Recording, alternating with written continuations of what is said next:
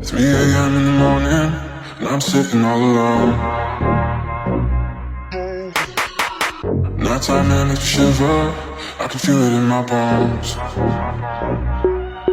Ladies and gentlemen, welcome back to the Pesky Pole Podcast, episode 110. How you guys doing today?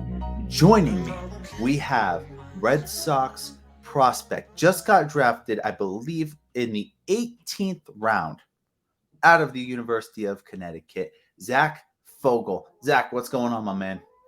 Nothing much. How you going? Hey, we're doing pretty well, long day at work, but we still got to record. And yeah. For the audience, I'm very sorry if you hear random ass trombone in the background.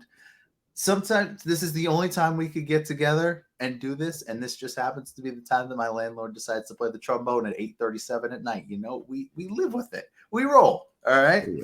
So as you guys know with these interviews, because we've had on quite a few Red Sox prospects, I actually had on he said he got to know you pretty well throughout your time in rookie ball and in Salem. Stanley Tucker. Oh yeah. Yeah. Great kid. Awesome guy. I love talking with him. But we had him on a couple days ago. And yeah, this is just going to be asking a few questions of you, letting Pesky Pole Nation and Red Sox Nation as a whole get to know you. And just so they can know some of the rookies that are coming in, even Sounds great. As much as we can. So first question, who was your favorite player and team growing up? So crazy enough, I actually grew up a Red Sox fan. I grew up in a small town, Rhode Island, so not too far from Boston. Favorite player growing up, probably John Lester, another lefty pitcher I kind of idolized growing up. Was number 31 on my travel ball team, so kind of idolized him a little bit, and made a lot of success, so it was awesome. And I was going to assume you were going to say Red Sox because what town did you grow up in? Because I used to live in that area, or I used to go to school close to that area. Yeah, Cumberland. It's like right on the border of Massachusetts. Yeah. Yep. No, I went to school right in Franklin, so I was legit probably 10 minutes away from there. Yeah. Dean College, go Bulldogs, even though that school kind of sucks. You know how it is. But at what age did you decide that baseball was going to be your career? What age did you start taking it like really seriously? Yeah. So I got into baseball pretty late. I'd say like 7 or 8 years old. My mom just like miraculously wanted me to sign me up because my buddies were all doing it. And at first I hated it, and then started making all-star teams, and I knew that was the sport I was going to play for the rest of my life. And I played soccer and basketball growing up too, but baseball was my one true love. I knew it right away as my favorite sport. And in sophomore year of high school, I stopped playing the other two and just honed in on baseball, started getting in the weight room a little bit more. And that's when I really saw my career really take off in college baseball, and all that started happening. Yeah. And that kind of leads me into my next question. Is that when you like started to get recruited? Because I saw that you started your career with Brown. So when did that kind of conversation start with Brown, and how the hell did you end up in an Ivy League school? Okay. Speaking as someone who got rejected from Brown University, how the hell did you end up there? Yeah, I mean, thankfully I was pretty good at baseball, and that helped me get in there, which was awesome because it was a great opportunity to get a degree from an Ivy League institution. But it all started my sophomore summer. I was playing with a travel ball program based out of New England, and we were down in Fort Myers for the World Baseball Classic. And I got back and I got an email from them, and it just kind of sparked some conversation. Then I went up for a visit, and they offered me, and it was tough to pass down at Ivy League school. And my mom loved it. So I committed later that summer. I don't blame you, man. I wish, because Brown is a very good school. Not even like talking athletics, just all in all, great school. And I'm very curious, what was your SAT score to get into Brown? Ooh, 1,300, I think. It was low. It was the lowest out of my class. I'll tell you that. That's out of 16. That's at 1,600, right? 16, okay, good. Okay, if it was out of 2,400, I would have had a few questions. But yeah, at a 1,600, that's still very good. I mean, it wasn't too bad. I'd take it like 3 times, I think, but they harped on me to keep getting it up, and I think 1,300 was good enough for them. So good enough for me. 1,300 is plenty good enough. Yeah.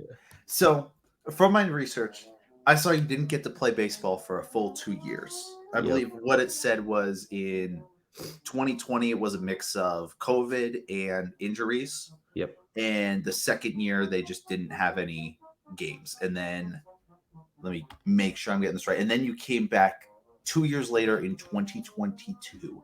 How Yep. was that stretch of not having any baseball for 2 years? And what did you do in order to keep yourself in shape and still mentally set without having baseball for that long? Yeah, so I mean, it was really, really tough. So in 2019, I had Tommy John surgery right after my freshman summer.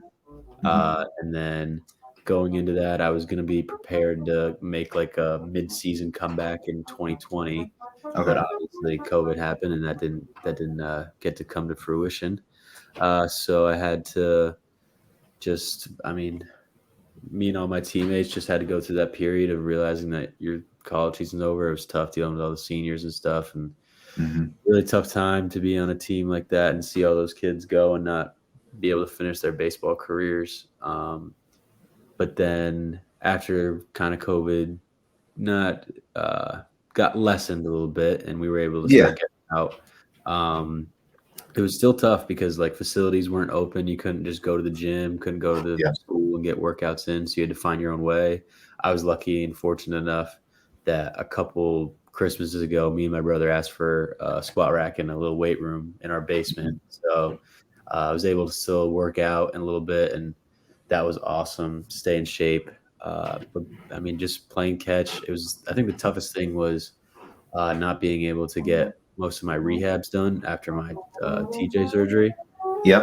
because the PTs were closed. So I had to do like Zoom meetings for them to like. I had to like massage myself. It was tough, but got through it. Just every day had the mentality, just trying to get better. I knew that baseball was something I want to do for a long time, so just keeping that mentality and one day at a time, just 1% better. And I think that's what kind of drove me through that tough time of not being able to play. And then as soon as I was able to play again, it was kind of like getting the rust off the wheels a little bit, get back in the mentality and in the mindset to figure out how to be a great player again. And then things just took off from there, and it was awesome. Because I saw, like, I was doing an interview a little while ago with someone who's, I believe he's a double A now, shortstop for the Sea Dogs. Name's Christian Koss. And I Yep. was asking him, I'm like, what were you doing during COVID? How did you get through it? He's like, yeah, just to stay mentally there, I needed to make sure I had something. So he built a full bowling alley That's in crazy. his backyard. Like, people doing crazy shit during COVID Yeah. just to keep themselves like mentally sane. No, So very true. I was just curious, did you have anything like that where you were like, you had a hobby that you picked up or something along those lines? Yeah, so to be honest with you, I'd have the same schedule every day over COVID. I would wake up around like 8 or 9, have like my classes that I had to do, and then as soon as they were done, I'd work out right after that, do what I needed to do, and then from about 4 p.m. until 2 a.m., I stayed up all night and played MLB The Show for about a year and a half. So I mean, me and my friends, we all were in a party and we all enjoyed it. My team was really, really good. That was a Mhm. really fun year for MLB The Show, but I probably should have done something more valuable with my time, maybe learn a new skill, play the guitar, something like that. But I chose to play video games all day. Dude, I did the same thing. Literally, I would work from 7 p.m. till midnight. I would be on fucking Zoom University, which Yep. was the worst thing, right? But I would be on Zoom University, go to work, get back home at like 12:30, and then me and my buddies would hop on, play video games till like 3, 4 in the morning, and then I'd Yeah. have to get my sorry ass back up for 8 a.m.s. I missed a lot of classes. Yeah. And just because it was so demotivating to like have to get up and instead of actually go into a class, seeing your friends, all that, Exactly. instead you were just sitting there on a computer screen and looking at all your friends, not being able to like interact or anything like that. Exactly. It That's was so great. tough. So, kind of switching a little bit, what was your biggest factor for you when you were switching from Brown University to UConn? Yeah. So I think first of all, the first priority was just being healthy. After a couple years and the wear and tear of a full season, I think my body was starting to be like, "Hey, you haven't done this in a while, buddy. Like, relax." So I worked really hard with the athletic training staff. They were awesome to me. The athletic trainer for the baseball team is probably the best trainer in the country, in my opinion. She's the reason I am here today. So thankful for her. We did like a rehab program, got me in full shape, and I went from being able to throw once a week in inter squads and dealing with a lot of soreness to in the season for UConn. I mean, I had 3 appearances out of the first 4 games in one weekend. So just being able to get to that point where I could, throw almost every day and help the team succeed. I think that was my biggest turning point. Mm-hmm. And kind of going off of that, I mean, I don't want to sound harsh with this, but at Brown, you were averaging about a 7.5 ERA. Mm-hmm. But then once you get to UConn in the span of a year, you Yeah. drop that all the way down to fucking 1.87 through a full season and are just kicking ass. And obviously a guy that they can really count on. Is there any, I know you talked about the trainer a lot, but is there any specific thing you can attribute to having such an improvement over one season? Yeah. So I think my role switching from starter to bullpen really helped me. Because I was like a back end long reliever type for UConn. So I would still be able to utilize like what I've learned as a starter from Brown, but being in the starter role at Brown, I felt a lot of pressure on myself because we didn't win a lot of games, and I felt like if I didn't pitch my best, then we weren't going to win. So I put a lot of pressure on myself, and mentally, I feel like that's what hurt my performance. And then switching to the bullpen and being on a team that was already super successful, I could kind of take that pressure off myself and know that even if I didn't have my best day, like we still had a chance to win because we had a great lineup, a lot of great pitchers, really, really deep staff. So having that pressure kind of off myself allowed me to just thrive in the system, and the coaching staff was awesome. And I mean, everyone at UConn was just so awesome. I mean, I'm so thankful for everything they did. It's from what I've seen, it's an extremely good school. I'm never going to be a fan of theirs in basketball, I'll admit that, but it's a good school. Yeah. And also, like I said, I never want to like mention anyone's stats like that, but just provide for the audience who doesn't necessarily know you that well. Yeah. Because like I said, I respect that you took the time out of your day to come on my shitty little podcast. So I ain't gonna say nothing to that. But yeah, what were you gonna say? I mean, it's sometimes you don't have the best season, but you just got to keep working forward, keep thinking that the next day, next outing, whatever it is, next pitch, even like you just got to put the past in the past and look in the present, and good things will happen to you. Yeah. All right. So moving on, you had like I said, stellar 1 year with UConn, but after that, decided to head to the draft.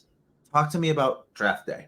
What was that process like for you? And how did those 3 days go? Did you go around where you expected? Do you think you were slept on a little bit? Talk to me about that whole thing. Yeah. So draft, I mean, that was probably the most anxious couple of days I've ever had in my life. Don't doubt it. So I knew there was no chance day one. I was going to be either a late day 2, early day 3 guy, they said. And then I watched all day 2, watched every name called, just kind of enjoying the experience. Name didn't get called, chopped it up, made some phone calls with my now agent. And we were like, he called some teams. There's still interest for day 3. And he was like, oh, probably like a couple of early rounds. And then I'm watching it. It's like super excited for it to start. And then comes around round 15 and my name still hasn't been called. And I'm like, oh crap. Like I'm starting to get really worried here. Shut my computer, turned off the TV, went back upstairs. And then just kind of I lost hope a little bit. I mean, it was dwindling my chances. And then in the 18th round, I look at my phone and I got a text from the Red Sox scout, and he was like, we're going to get you right here. So I walked downstairs. I didn't really tell my mom anything. She was still watching the draft, and of course, she was like super nervous on her phone. And I just sat down next to her. I didn't really tell her. And then when the Red Sox pick came up, I kind of sat up and I looked at her, and I could just saw her face. She realized, and I just saw her face melt down, and it was awesome. Dude, and especially to be taken by your hometown team. Yeah. I'm sure that did something else for her. And plus, it's your mama, she's the one who's been there through thick Exactly. and thin with you, the hard times, the good times. Oh yeah. Yeah. Let me see. Next question. And that kind of goes into my next thing. What was it like for you, for your hometown team to be called by the Boston Red Sox? And not only with that, but with the Red Sox being such a big market franchise, and not necessarily for later round picks, but more for early round picks to kind of have that pressure on them. Did Mm. you feel any of that? Like, holy shit, I just got drafted to the Red Sox. Did any pressure kind of get on you for that? Or was it just pure elation? Yeah, so I mean, at first it was pure excitement.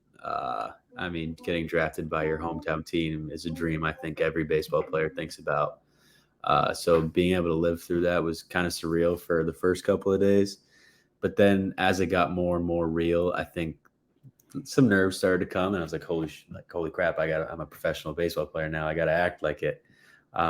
So like kind of getting ready to say goodbye to family for a couple months and family and friends after they just supported me through the draft and stuff. Was kind of the point where I was like, yeah, I need to do this, and I need to, especially for a team like the Red Sox, like I don't want to mess this up, So I put my head to the nose to the ground, started working really hard, and I got to Fort Myers, and I just tried to get better every day, and I think it showed. Mm-hmm. So yeah, that was kind of when I messaged you at first. For fans that don't know, this took about 2 months in the making for this interview.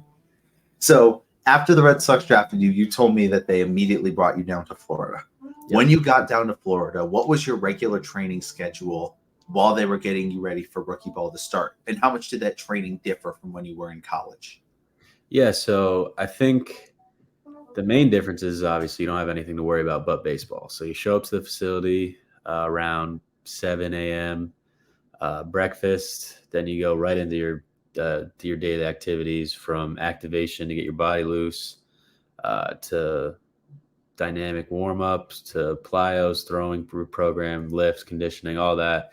Get it done, and then you're probably out of the facility by 1 if there's not a game. If there was an FCL game and towards the beginning of the time we were there, got home around 4 after that, because most of the draft guys weren't activated on the FCL roster until the last couple weeks of the season. They wanted to get us acclimated to the environment and stuff like that. And then, after actually a long day in the heat, we went to the pool most days. We were a pretty close-knit group, I feel like, as a draft class, so that was really good.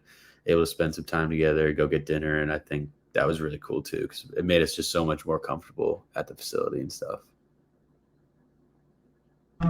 Yeah, no, dude. I mean, especially with like you said, with just having those guys who basically have had the same experience as you,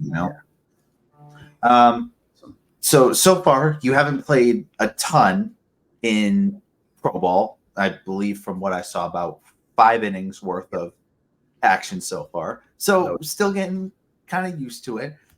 You still haven't given up a run though, so I feel like that's a success, or an earned run. How do you feel about your performance so far with the Red Sox organization? Yeah, I mean, I think for the most part, it's gone pretty well. I feel like at some points I was trying to do too much, show too much instead of just doing what I know how to do. So I think that's like I had like an outing where I had a walk or two. So I've been really trying to hone in on that. But I mean, velocity was there. Pitches looked good. Was getting a decent amount of swing and miss. So I mean, all good signs. The pitching coaches and pitching coordinators really liked what they saw, which was awesome, and it was good for me to hear, just to like give myself some confidence, because as an 18th rounder, I mean, there's a lot of guys in front of me and stuff, so I felt like I had to prove myself a little bit, and going out there and be able to compete and do pretty well, it was really good for me. And like I said, you can't get much better than a 0 ERA, So Yeah. I'd be at least happy with it. So now that we're past the season, what's your plan for the off season? And if you could pick one skill to improve on over the winter, what would it be? Yeah. So off season right now, they have me on a lifting program and a throwing program. I'm in a build up phase right now, and then I'll head into a velocity program, and then head into a command focus, I think, a little bit later towards the spring training. And I think we'll just hone on that and have a good focus heading into spring training to try to get better. One thing I try to improve on is probably just get my velocity up. I feel like I have the tools to be a really, really good pitcher in this organization. So if I can turn my average fastball of like almost 94 to maybe 95, 96, touching like some high nines, I feel like that would really set me apart, especially as a left-handed pitcher. So having a focus of getting that velo up while also still commanding the strike zone, I think it would be awesome.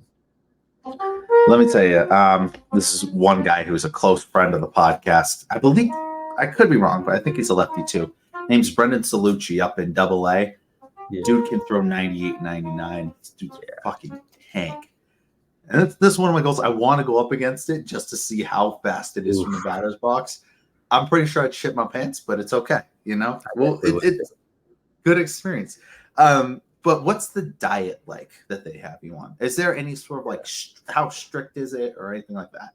So it's not super strict for me because they don't really want me to change too much in my body type. They want me to be a little leaner. I'm at like 16.8% body fat right now. They want me to be a little less. They want me to be less than 15. So okay. So not too bad. They want me to maintain the weight I'm at right now. So don't really have to cut calories or gain calories. But for right now, I'm just trying to eat clean. Basically, all I eat is chicken, ground beef, and eggs. I feel like every day. But I mean, I enjoy it. I enjoy like counting my macros and stuff like that. I've learned to grow and learn on that front. So just, making conscious decisions every day because what you put in your body is what you're going to get out of it. So I try to be as clean as I can. And I think that fuels recovery and all that stuff. So all good benefits from it. So you say all this, but everyone's got a cheat meal. Oh yeah. For me, it's a milkshake. What is yours? Oh, I do love a good milkshake, but honestly, probably anything with ranch. I love ranch. And when I look at that bottle and I see the fat and stuff on it, I'm like, oh, this is probably not a good idea. But probably like wings and ranch would be a good one. I mean, milkshakes up there. I'm a huge ice cream guy because I'm not a huge dessert guy, and ice cream's really the only thing I like. So ice cream, milkshakes are my favorite. But yeah, those are probably the two things that I do love the most. Okay, out of all the cheat meals and stuff, I was going to guess like a dessert, maybe a good burger, ranch, just straight up ranch. I mean, just wings and ranch right now just sounds so good. I'm getting hungry thinking about Honestly, that does sound good. Yeah, thanks for that. All right. Anyway, I'm going to ask you to talk about the people who sign your paychecks now. Okay, Yeah. You can be as honest or as not honest as you see fit. Talk about the Red Sox and their season this year. Obviously, are not in the playoffs. Their season is done early. They're off in Cabo doing whatever. I've had the fans have heard me ramble on about this team for hours. Yeah. How do you think this team did? Yeah, I mean, this year was a little bit of a struggle. Had some tough runs there in the middle of it. But I think overall, we're in a really good spot. The farm systems, I think, number 3 ranked in all of the MLB. A lot of young talent in the bigs right now. So I think the future is really bright. Just because there's one not so great season and we don't make the playoffs, I don't think that's any time to push the alarm. Especially, I mean, with the young stars we have and the good core, I think fans should be really excited about the Red Sox. And I mean, I've seen a lot of the prospects coming up, and there's a lot of really good players coming up here. And it was weird to see Chaim Bloom go because it was just shook up the organization a little bit. I don't really have any information on why or what's going to happen next. But I mean, we'll see. I guess I feel like I'm in more of the dark than anyone else because I don't really check Twitter too much. So I feel like that's where all the information is given out.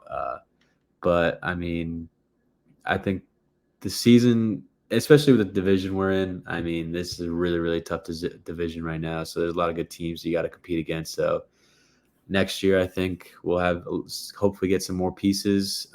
Staff will come together, and I think the team's gonna be really, really good. And I mean, as you're saying with the division, I mean, you know it's hell when the fucking Orioles, who have been the you-know-what of the division for 10 plus years now, get 100 wins. The Rays are actually doing good with their Moneyball lineup. The Blue Jays are doing something. You know, hell is frozen over, is what I called it. It's hell tough. Is frozen. It's a tough time to be in the AL East, that's for sure.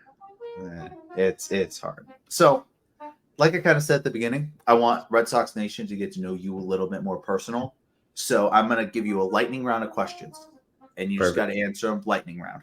All right, cool. You ready? Yeah. Some of them are somewhat baseball related, but you'll see. Cool. Who would you most like to meet in the MLB? Ooh, Mookie Betts, probably. Mookie Betts, the same as Stanley. Who's your celebrity crush? Ooh, Natalie Portman. Love Star Wars. Nice.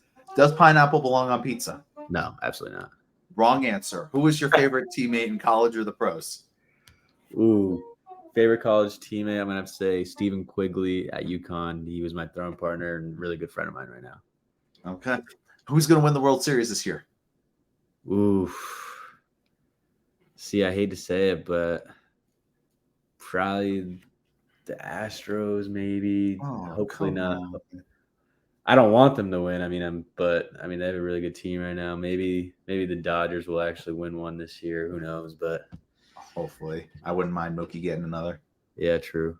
You know, but I'm hoping. I think it's either gonna be Braves or low-key. I'm hoping the Orioles win one, just because. I mean, why not? If the Orioles do deep in this playoffs, I'm really gonna be rooting for them. I love the underdog. You know what I mean? It's a good story. Me too. Yeah. What's your favorite hobby outside of baseball? I'd probably say fishing. Fishing, nice. If you could have one superpower, what would it be? Can I say be exactly like Spider-Man? Because that's who I want to be. Nice. I love Spider-Man. What is the greatest rivalry in sports? Red Sox, Yankees, for sure. Obvious answer. Last one. What is your favorite sport outside of baseball? Probably football to watch, basketball to play. Nice. I'm right there with you. I love playing basketball with my friends. Okay. So, another one that's completely outside of baseball. Yeah. We're going to blind rank some of the most famous Zachs of all time. Oh, geez. Okay. So 1 through 5, you're going to have to blind rank them. You ready? Okay. Yeah. First guy is Zach Bryan, famous country singer. I don't know how big you are in the country, but. I do like country. Not too big of a fan of Zach Bryan. I'm gonna put him at 3. Damn, I love his music. All right, second, Zach Galifianakis. Ooh, I'll probably put him above Zach Bryan at 2. Wow. Okay. Basketball star Zach LaVine. I mean, watching him in the dunk contest was pretty cool, but I think I'm gonna have to put him at 4. At 4. So you got 1 and 5 left. Okay. The next one, Zachary Levi. In case you don't know who that is, he's an actor. He was in Shazam. He's the voice of Flynn Rider in Tangled. Yeah, I've seen some of his movies. Not too fond of him. I'm gonna gamble here, put him at 5, and hoping I'm gonna get a good one here for number 1. Okay. With all due respect, you done fucked up. Oh no. Okay? Think about your number 1. It's going to be Zach Wilson. Oof. Yeah. That's tough. I'm glad this isn't a fantasy draft and I got stuck with him because that'd stink. No, that's tough. So, final question. And I want to seriously thank you for spending a half hour with me on a random ass Wednesday night. It means a lot. And I'm sure Pesky Pole Nation is going to love to get to know you. Oh, yeah. And follow your journey through the Red Sox as you keep going through the levels. Of course. I ask this question to every athlete I have come on the show. Say that there's that kid in high school who's unknown, who wants to make it to D1 college ball, or that kid who's at an unknown college trying to make it to the MLB, or just struggling in college trying to make it to the MLB.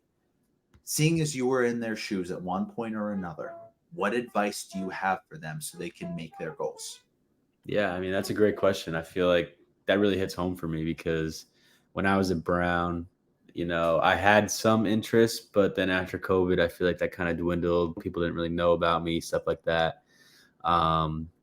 So I feel my mentality was just, like I said earlier, just try to get better every day. And it doesn't have to be overboard, like, oh, I got to throw harder every single day. Like, there's so many different ways for you to get better. And I think something that really helped me was working on my mental game. I met with this guy about like probably once a week, every couple of weeks, just talking about like confidence and how to increase that and good self-talk into your baseball game.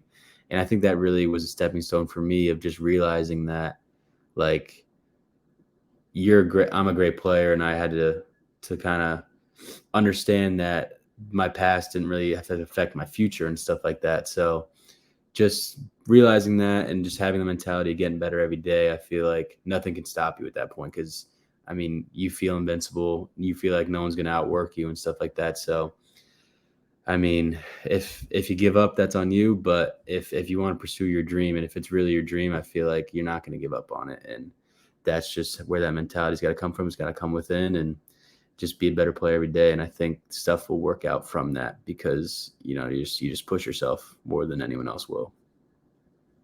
Dude, that was beautifully said, man. So with that being said, once again, huge thanks for coming on. Really appreciate it. Pesky Pole Nation, hopefully you guys will follow his journey as he keeps going. Hopefully, I know I said I was done with questions. I got one more. Yeah. Not including Fenway, because I know that would obviously be the answer. What place in the Red Sox organization would you most like to play?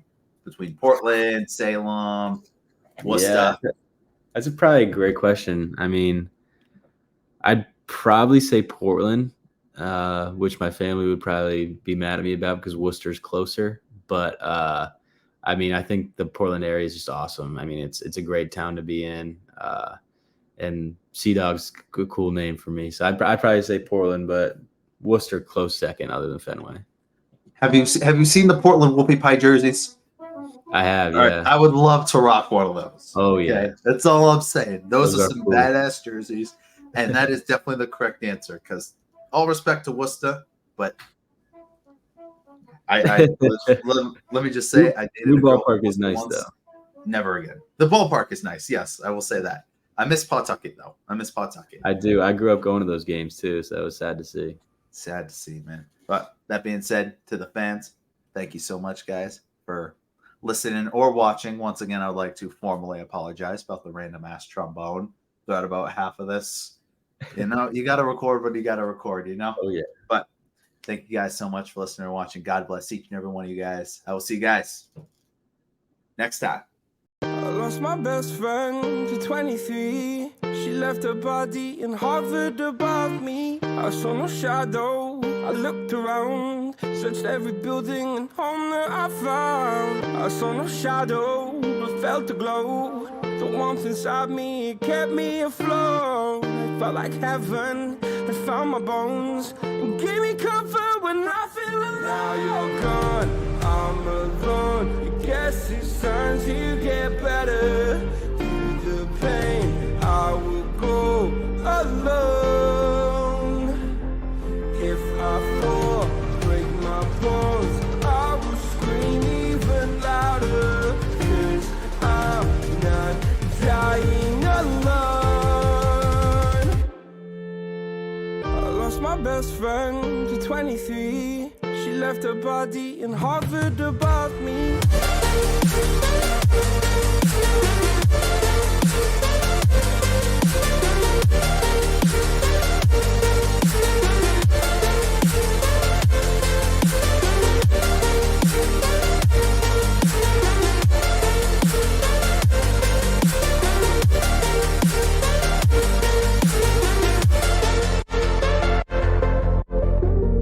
My best friend to 23. I heard the heavens crying above me. They gained an angel, I lost a friend. I felt like dying again and again. I went through hell, stared at death, but I keep fighting with each living breath. I saw no way out from where I stood. Felt like the fire had burned me through. Now you're gone, I'm alone. guess it's time to get better. Through the pain, I will go alone. If I fall, break my bones, I will scream even louder. 'Cause I'm not dying alone. I lost my best friend.